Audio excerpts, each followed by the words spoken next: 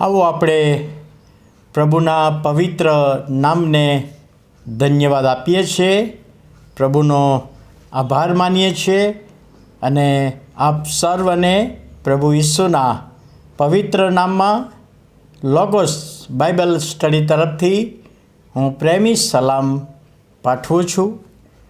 આજનો દિવસ એટલે 2025ના વર્ષનો 37મો દિવસ,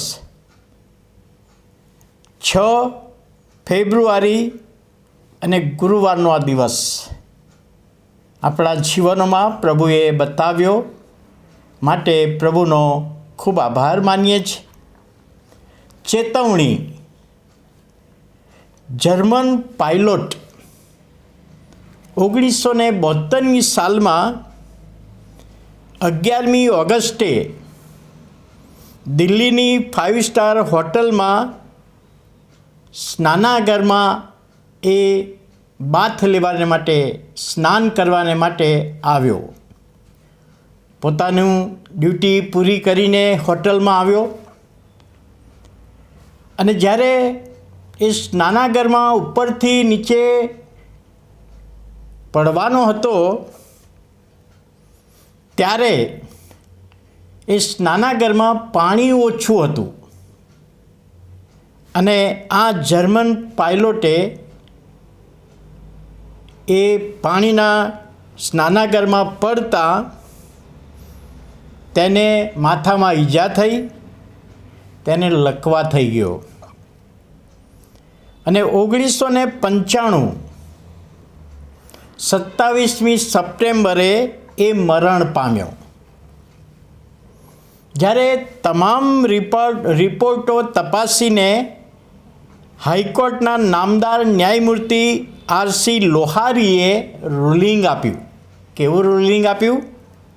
કે જ્યારે પાયલોટ સ્નાનાગારમાં ડાઈ મારવાની તૈયારી કરતો હતો ત્યારે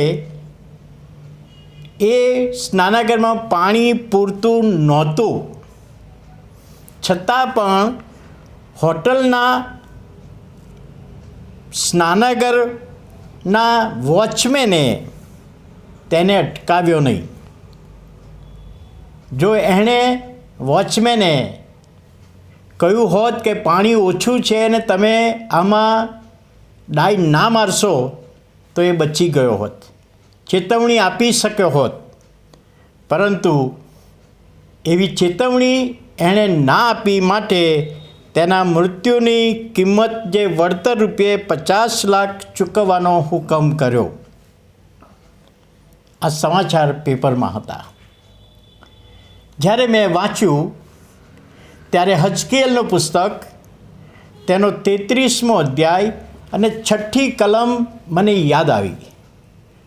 હજકેલ 33 અને 6. પણ જો ચોકીદાર તરવારને આવતી જોઈને રણશીંગડું વગાડે નહીં, લોકોને ચેતવણી ના આપે અને તરવારના કારણે લોકોનો સંહાર તો થાય, તો પોતાની દુષ્ટતાને લીધે એવો નાશ પામશે, પરંતુ તેના રક્તનો બદલો હું ચોકીદાર પાસેથી લઈશ. ઇસ્રાયેલી પ્રજાને માટે યહોવાએ જે વચન આપ્યું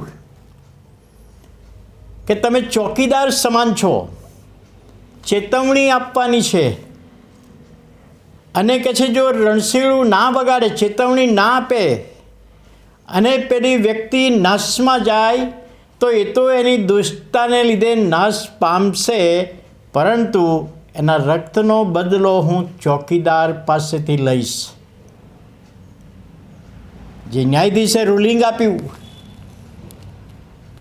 કે વોચમેનને ખબર હતી છતાં પણ પેલાને ચેતવણી ના આપીને અટકાવ્યો નહીં, માટે તેના મરણની શિક્ષા વળતર રૂપે એને ભોગવવી પડશે.